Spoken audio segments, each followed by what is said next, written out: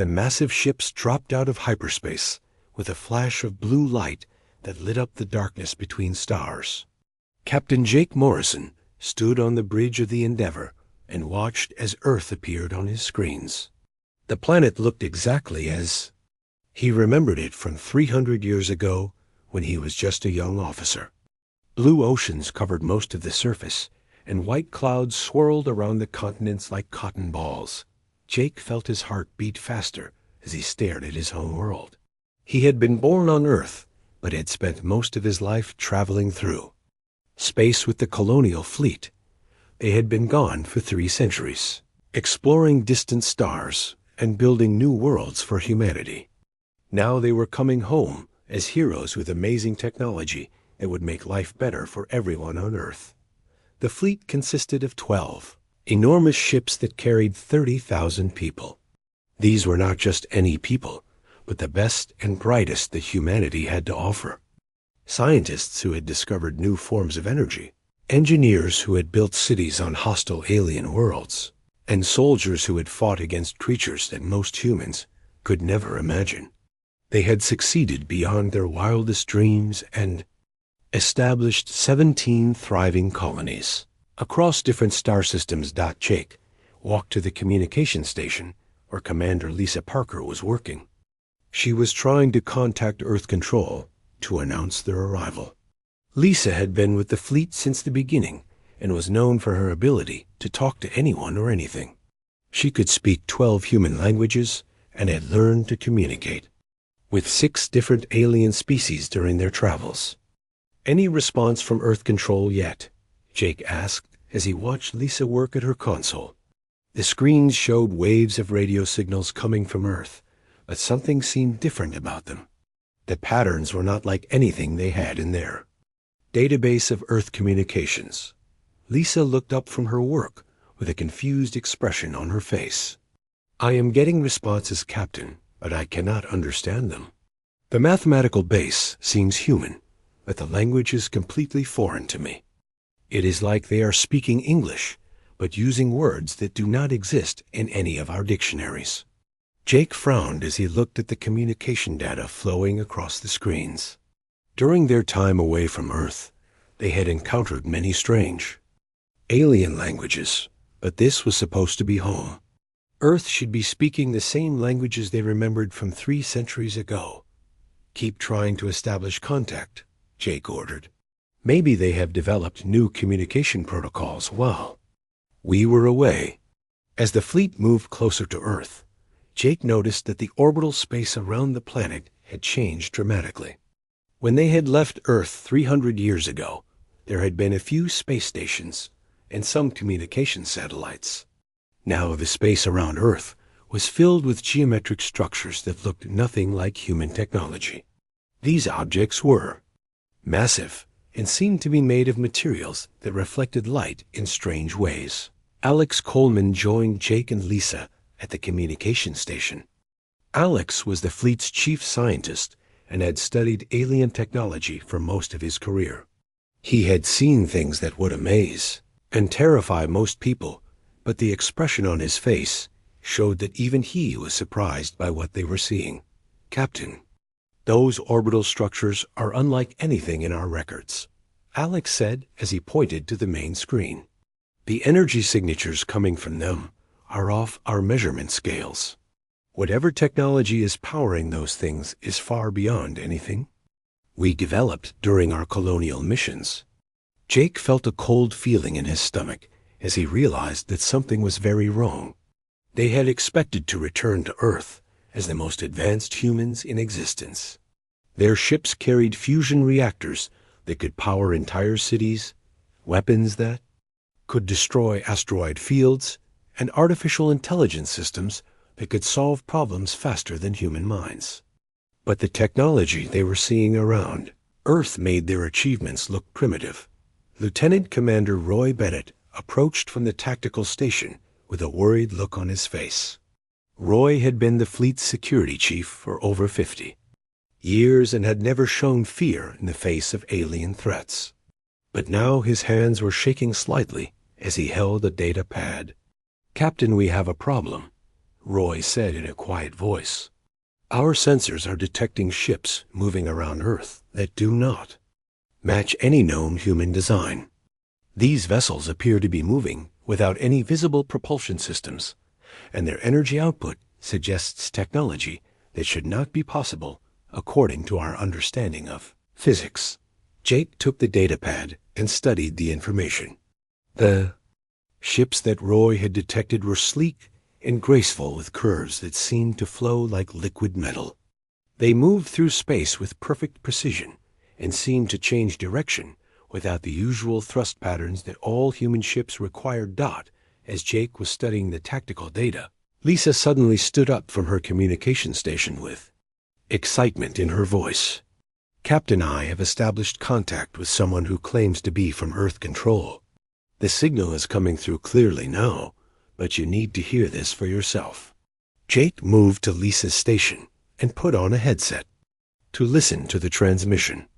A voice came through the speakers that sounded human, but there was something different about it. The person speaking had perfect pronunciation and seemed to be choosing each word with mathematical precision. "Greetings, Colonial Fleet Endeavor. This is Earth Central Authority. We have been expecting your return for approximately 157.3 years. Please maintain your current position while we prepare a reception committee to meet with your leadership. We understand that you may find our current technological state somewhat unexpected." Jake removed the headset and looked at his senior officers. The voice had been speaking English, but with a formality that suggested the speaker was not entirely human. More disturbing was the casual way the voice had mentioned being prepared for their return for over a century and a half. "How could they have been expecting us?" Jake asked aloud. "Our return was not scheduled, and we have been out of communication range for the past 50 years. Dr. Coleman was studying the communication data with growing concern. "Captain, the transmission came through faster than light speed, which should be impossible with any technology we understand. Either Earth has developed communication methods that break the laws of physics, or we are dealing with something that is not entirely human." As if to answer his question, space around the Endeavor began to shimmer like heat waves rising from hot pavement. Suddenly, a massive structure appeared directly in front of their fleet. It had not been there moments before, but now it filled their main screen like a small moon. The structure was perfectly smooth and seemed to be made of a material that shifted colors as they watched. A new voice came through their communication system with the same precise tone as before. "Colonial Fleet Endeavor, please dock at the provided coordinates. Director Maya Singh will meet with your senior staff to discuss the current situation and your options for integration into our society." Jake looked around at his officers and saw his own confusion reflected in their faces. They had returned to Earth expecting to be welcomed as heroes who had conquered the galaxy for humanity. Instead, they had found a world that seemed to have evolved far beyond anything they could have imagined.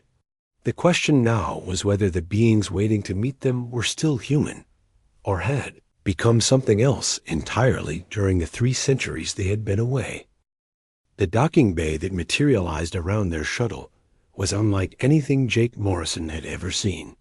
The walls seemed to be alive, with flowing patterns of light that shifted and changed as they watched. The air itself felt different when they stepped out of their shuttle, as if it contained more energy than normal atmosphere. Jake walked beside Dr. Alex Coleman and Lieutenant Commander Roy Bennett as they followed a guide who had met them at the airlock. The guide appeared human, but moved with a fluid grace that seemed almost too perfect. Her steps made no sound on the metal floor, and her breathing was so quiet that Jake wondered if she needed to breathe at all. They were led through corridors that curved in impossible ways. The geometry of the station defied logic as hallways seemed to bend back on themselves while still leading forward. Roy kept checking his navigation device, but the readings made no sense. According to his instruments, they had walked in a straight line for 3 kilometers, but had somehow arrived at there. Destination in less than 50 meters. The meeting room they entered was circular with no visible corners or edges. The walls were transparent and showed the vast emptiness of space filled with stars that seemed closer and brighter than they should be. In the center of the room stood a woman who introduced herself as Director Maya Singh. Maya Singh looked human, but there was something in her eyes that made Jake uncomfortable. When she looked at him, he felt as if she could see through his thoughts and understand things about him that he did not know himself.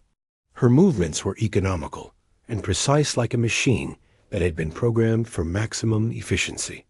"Welcome home, Captain Narration," Maya said with a smile that seemed genuine but somehow calculated. "I know this must be overwhelming for you and your people.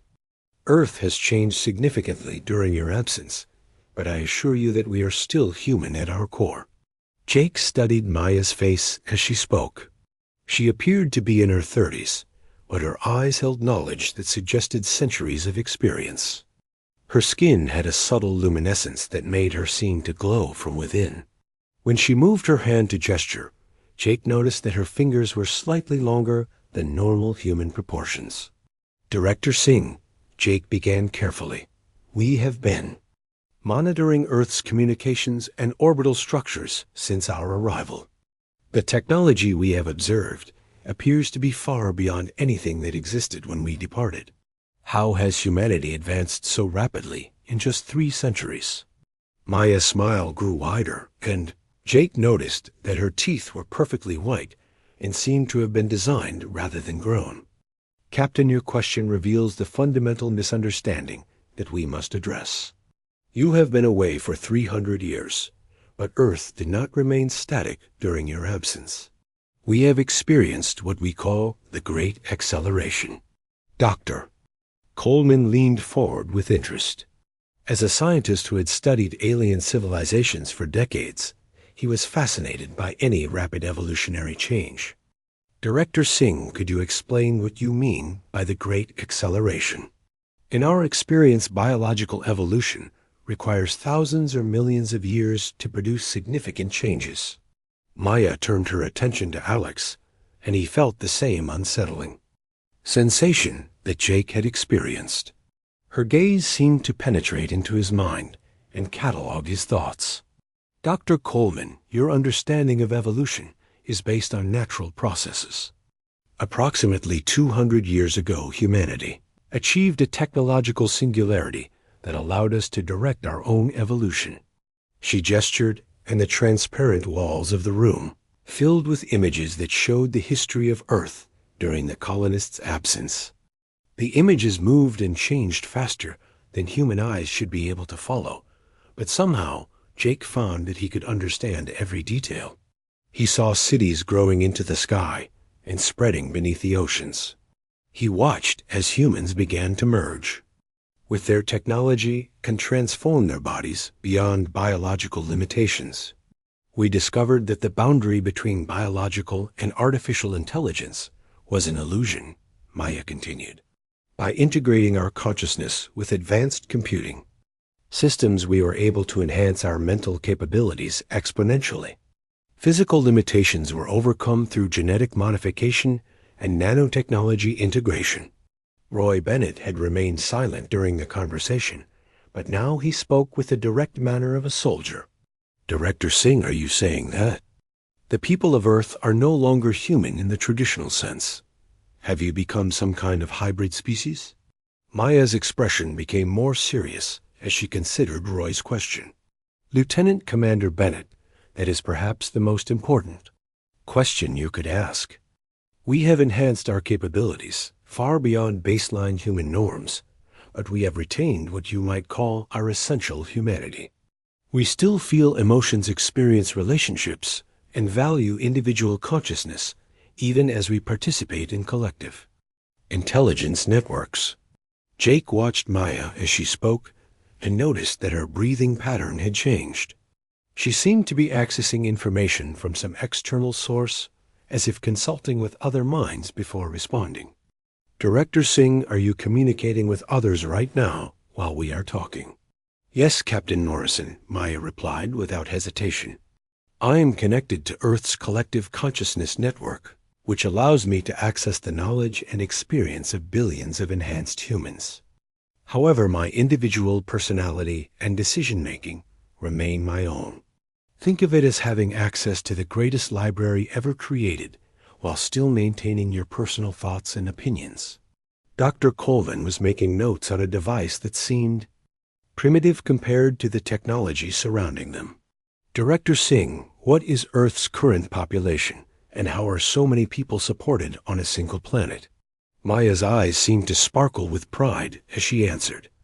Earth itself now houses approximately 50 billion enhanced humans, but that is only a small fraction of our total population. We have converted the entire solar system into a habitat network. Mercury serves as our primary energy collection facility. Venus has been terraformed into a garden world.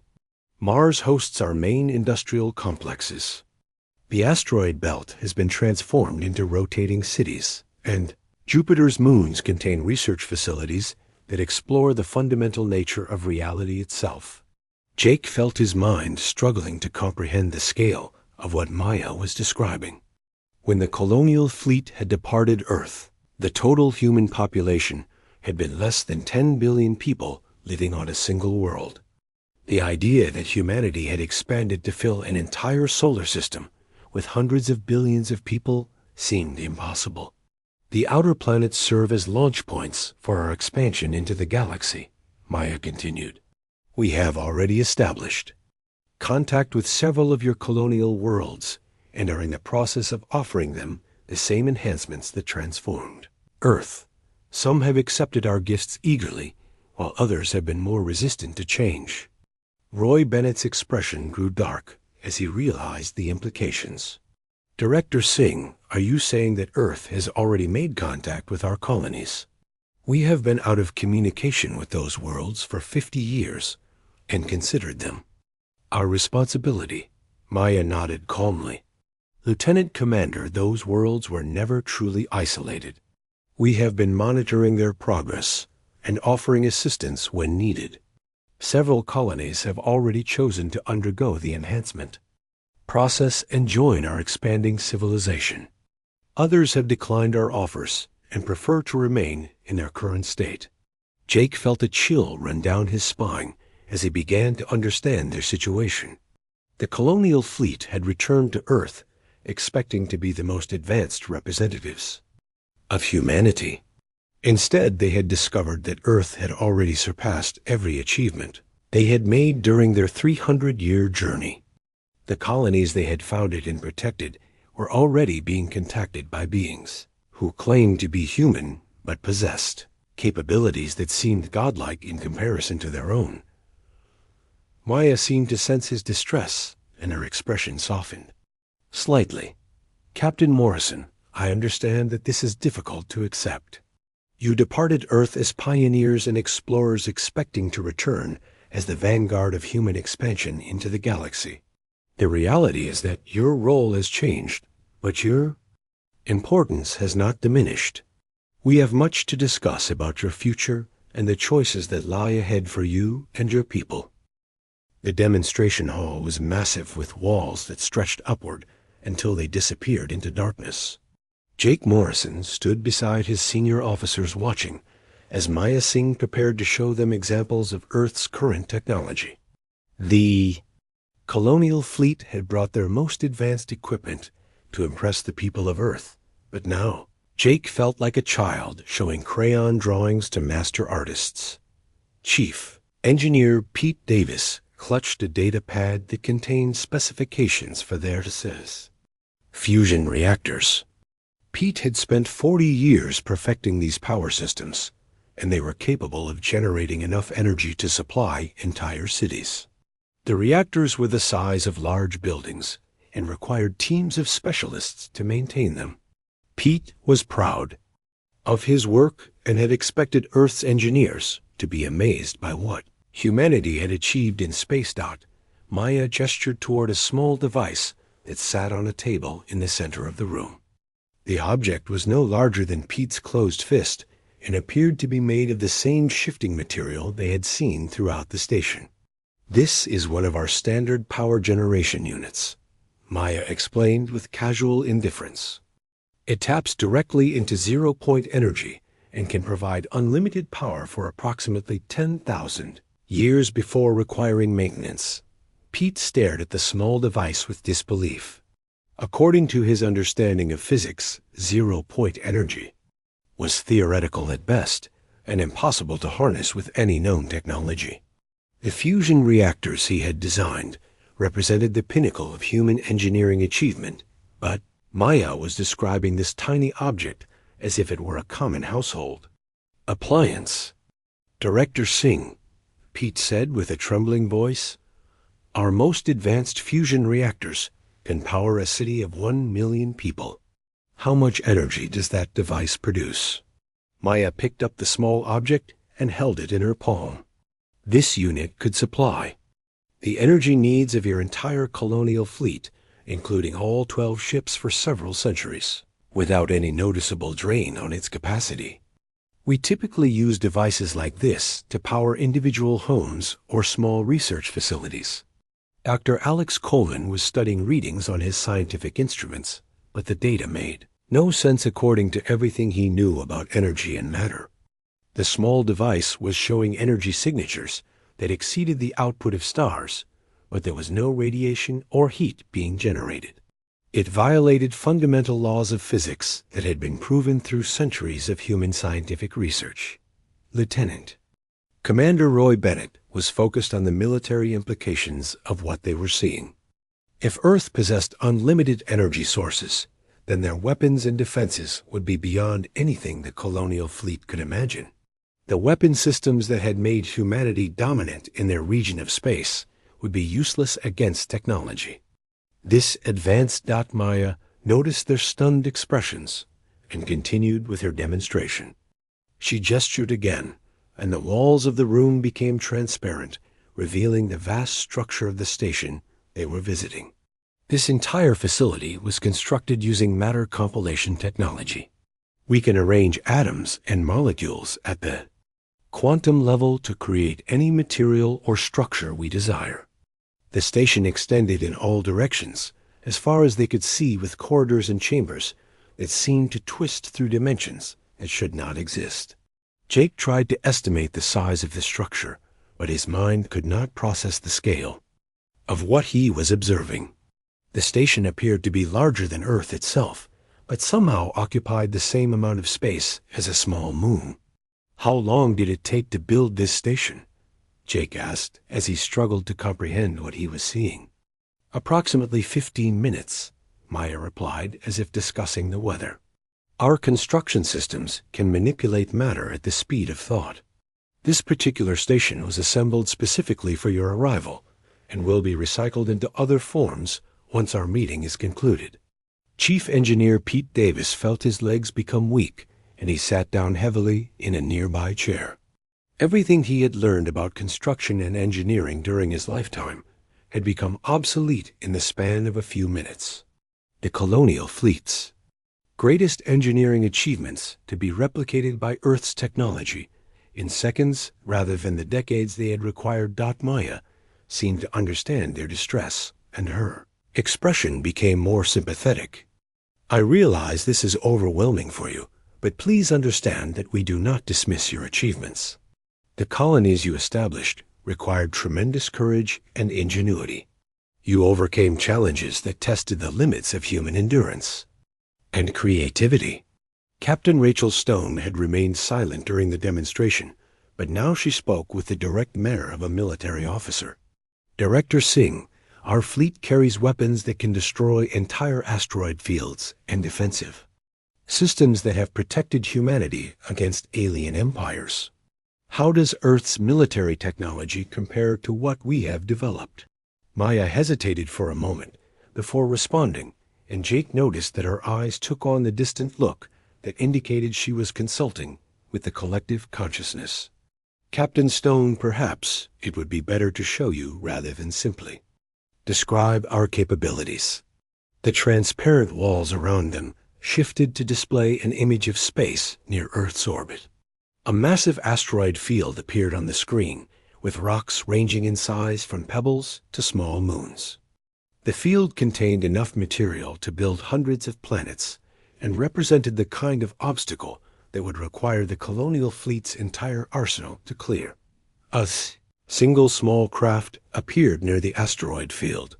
The vessel was sleek and graceful with no visible weapons or defensive systems. It was smaller than the colonial fleet's fighter ships and appeared to be operated by a single person. Maya spoke quietly as they watched the demonstration. This is a standard Earth patrol vessel operated by one of our enhanced citizens. The pilot will now clear the asteroid field using basic matter manipulation technology.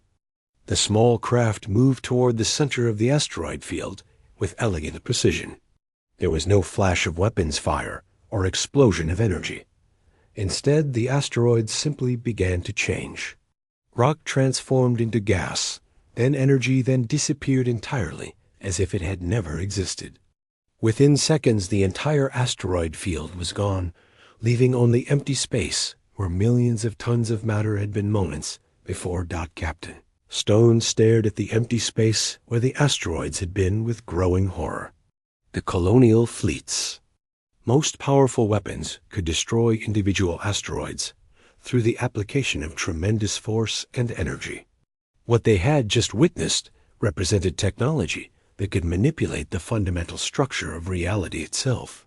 The pilot accomplished this task using approximately 0.01% of his vessel's total capacity, Maya explained. Matter manipulation at the quantum level allows us to convert any form of material into any other form of material or energy as needed. Dr. Coleman was taking notes rapidly, but his hands were shaking as he wrote. Director Singh, this technology suggests that you can create or destroy anything at will. How do you prevent such power from being misused? Maya's expression became more serious as she considered the question. Dr. Coleman, that is one of the fundamental challenges we faced during a great acceleration.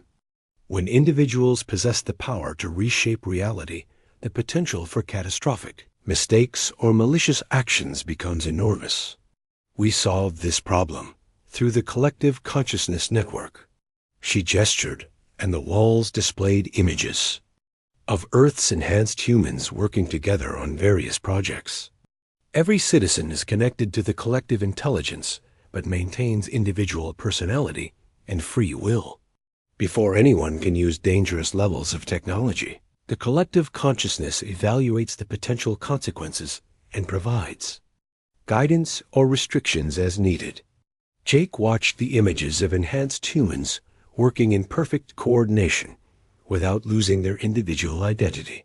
The concept seemed impossible according to his understanding of human nature, but the evidence was undeniable. These beings had somehow achieved a balance between individual freedom and collective responsibility that allowed them to wield godlike power without destroying themselves. The demonstration continued as Maya showed them examples of Earth's transportation, systems that could move matter instantly across galactic distances, communication networks that operated faster than the speed of light, and medical technology that could rebuild human bodies from individual cells. Each revelation made it clear that the colonial fleet's return to Earth was not the triumphant homecoming they had imagined.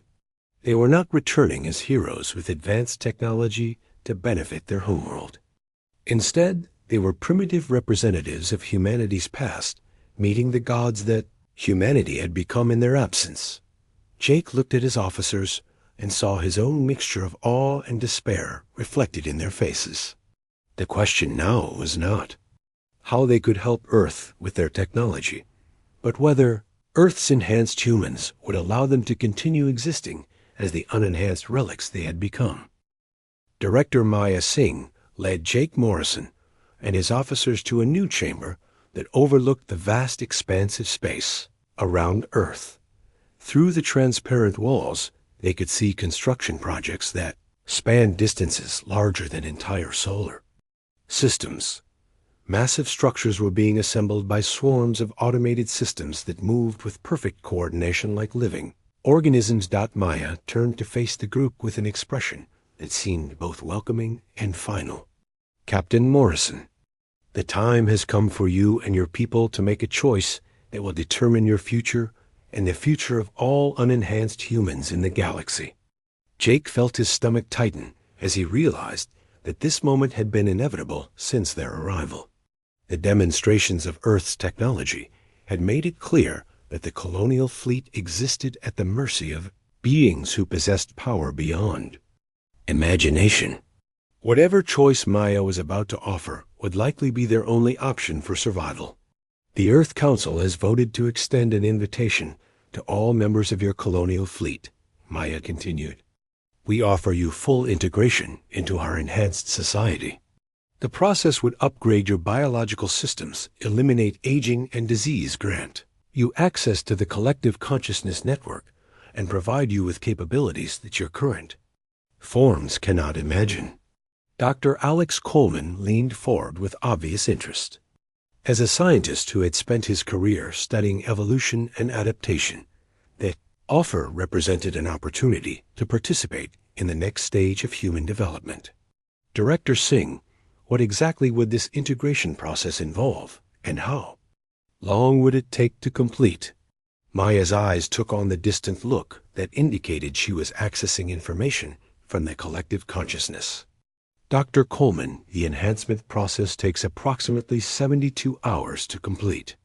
During this time, your brain would be gradually integrated with quantum processing systems. Your cellular structure would be rebuilt using nanotechnology, and your consciousness would be connected to our shared intelligence network.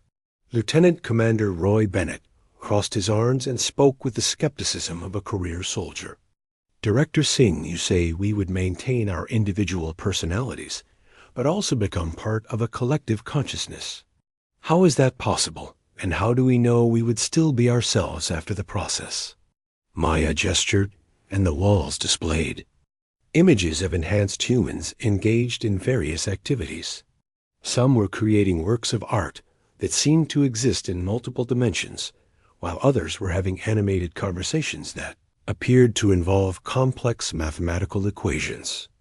Despite their obvious superhuman capabilities, they still displayed recognizable human emotions and behaviors.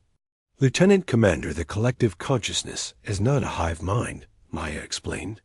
Think of it as having access to a vast library, combined with the ability to consult with billions of other individuals instantly. Your personality, thoughts, and memories remain your own, but you gain access to knowledge and perspectives that no single mind could contain. Chief Engineer Pete Davis had been studying technical specifications on his datapad, but now he looked up with concern. Director Singh, if we undergo this enhancement process, would we still be able to relate to unenhanced humans? Many of our people have families and loved ones in the colonies who might not choose to be modified. Maya's expression became more somber as she considered the question. Chief Davis, that is indeed one of the most difficult aspects of enhancement. Enhanced humans can communicate with baseline humans, but the difference in mental processing speed and capability makes such interactions challenging. It is similar to an adult trying to have a technical conversation with a young child. Captain Rachel Stone had remained silent during the discussion, but now she spoke with obvious anger in her voice. Director Singh, you are essentially telling us that if we accept your offer, we will lose the ability to connect with most of humanity. That sounds more like a threat than an invitation. Captain Stone, I understand your concern, Maya replied calmly. However, you must consider the alternative. Enhanced humans are expanding throughout the galaxy at an exponential rate. Within 50 years, most of the colonial worlds will be contacted and offered the same choice we are presenting to you. Those who refuse enhancement will find themselves increasingly isolated in a universe dominated by post-human civilization. Jake felt the weight of impossible responsibility settling on his shoulders. The choice Maya was describing would affect not only the 30,000 people in his fleet but potentially millions of unenhanced humans throughout the colonial territories. If they accepted enhancement, they would become ambassadors for a transformation. That might eventually encompass all of humanity. Dr. Coleman was making notes rapidly as new questions occurred to him. Director Singh, what happens to our ships and equipment if we choose enhancement? Would we still need them, or would Earth's technology make them obsolete? Dr. Coleman, your vessels and technology would become museum pieces, Maya answered honestly. Enhanced humans travel using methods that make your fastest ships seem motionless by comparison. However, your equipment and records would be preserved as historical artifacts, documenting humanity's expansion into space before the Great Acceleration. The group fell silent as each person contemplated the magnitude of the decision before them. Jake looked at his officers and realized that they represented different viewpoints that probably existed throughout the fleet. Alex was fascinated by the scientific possibilities, while Roy was suspicious of losing their essential humanity. Pete worried about practical implications, and Rachel was angry about being forced into an impossible situation. Maya seemed to sense their internal struggles and continued speaking. I want you to understand that this choice is not being offered lightly. The Earth Council debated for several months before deciding to contact your fleet. Some members argued that unenhanced humans should be allowed to continue existing in their current form, while others believed that enhancement was necessary for survival in the post-singularity galaxy. What convinced the Council to offer us enhancement? Jake asked. The primary factor was our discovery that several hostile alien civilizations are beginning to develop technologies that approach our own capabilities, Maya replied. These species view both enhanced and unenhanced humans as threats to be eliminated. If conflict becomes inevitable, we want all of humanity to have the tools necessary for survival. Roy Bennett straightened at the mention of hostile aliens. During their colonial missions, the fleet had encountered several aggressive species, but none with technology that rivaled human capabilities. Director Singh, are you saying that there are alien civilizations out there with power comparable to Earth's enhanced humans? Maya nodded gravely. Lieutenant Commander, we have identified at least 3 species that pose serious threats to human expansion. One has developed the ability to manipulate time itself, while another can convert entire star systems into weapons.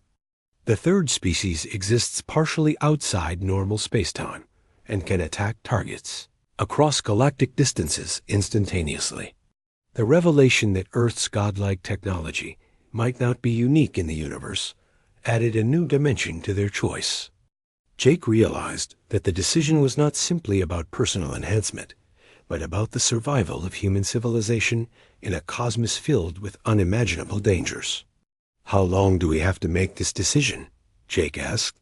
The enhancement facilities will remain available for 30 standard days, Maya replied.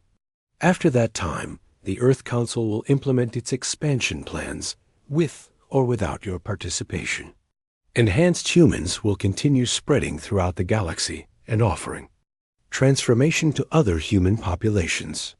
Jake looked out at the construction projects surrounding Earth and understood that humanity had already chosen its path.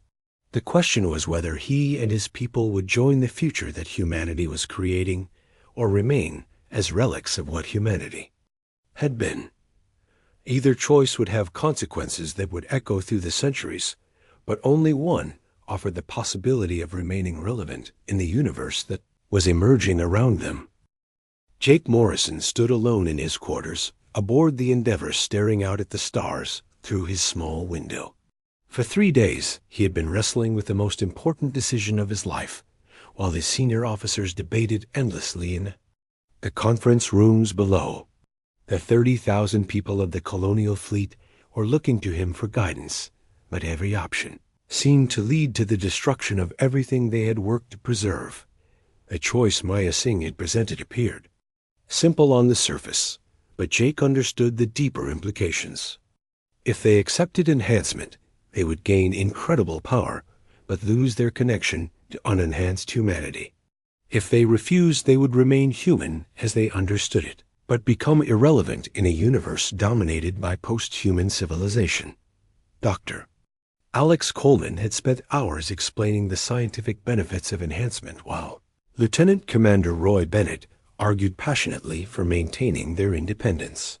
Chief Engineer Pete Davis worried about practical concerns, and Captain Rachel Stone remained angry about being forced into an impossible situation.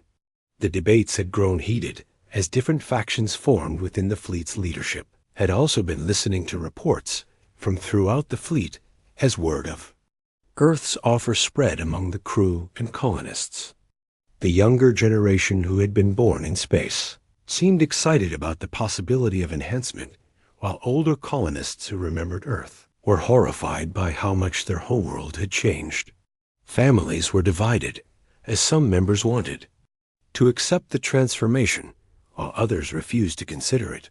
A soft chime indicated that someone was requesting entry to his quarters. Jake turned from the window to see Maya Singh materializing in his room without having used the door. Her ability to appear anywhere at will still unsettled him, but he was beginning to accept that enhanced humans operated by different rules than baseline humanity. "Captain Morrison, I hope you will forgive the intrusion," Maya said with genuine concern in her voice. "I wanted to speak with you privately before you announce your decision to the fleet." Jake gestured for Maya to sit in the chair across from his desk, but she remained standing with that perfect posture that never seemed to change. "Director Singh, I have been considering your offer carefully, but I keep coming back to the same problem. Every choice you have given us requires us to abandon something essential about who we are." Maya nodded as if she had expected this response. "Captain Morrison, that is precisely why I wanted to speak with you alone. The Earth Council authorized me to present a simplified choice, but there may be other options that we have not yet discussed." Jake felt a flicker of hope for the first time in days. "What kind of other options?" "The Council's primary concern is not whether your people accept full enhancement," Maya explained.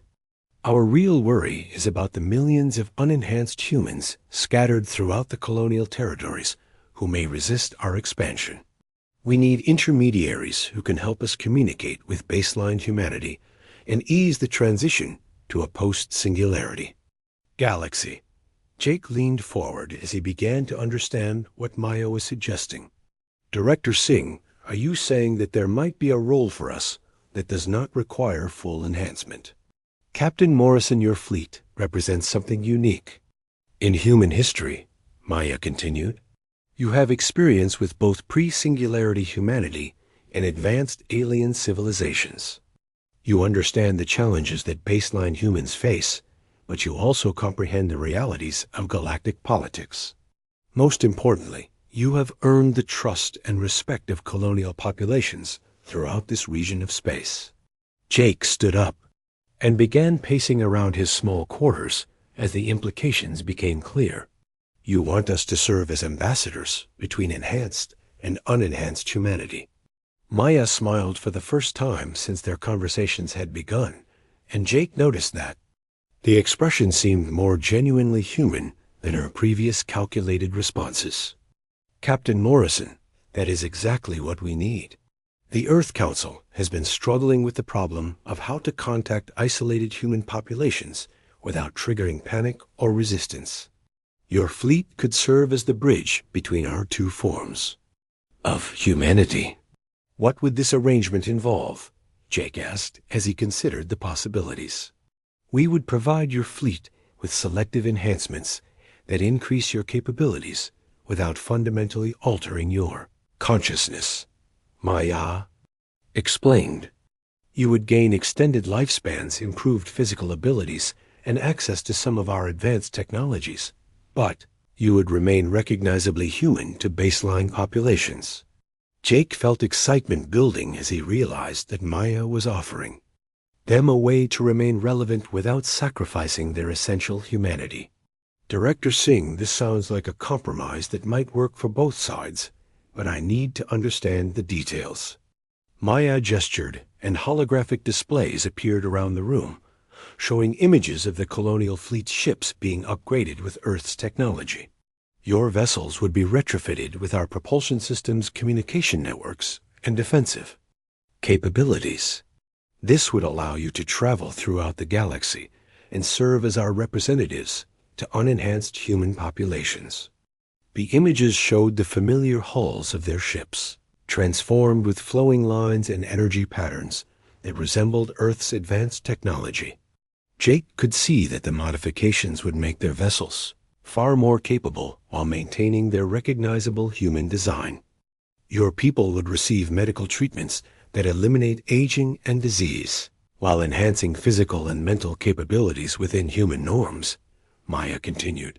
You would not gain access to the collective consciousness network, but you would be able to communicate directly with enhanced humans when necessary. Jake studied the technical specifications that were appearing on the holographic displays. The enhancements Maya was describing would make them superior to baseline humans, but not so different that they could not relate to unenhanced populations. It was a middle path that he had not imagined was possible. What would our specific mission be? Jake asked.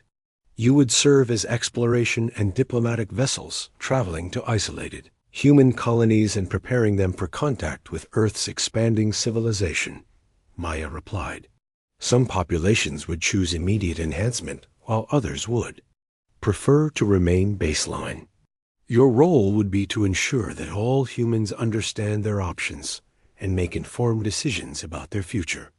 Jake realized that this mission would allow them to remain true to their original purpose as explorers and protectors of human civilization. Instead of becoming obsolete relics, they would become guardians of human choice in an age when the definition of humanity itself was changing.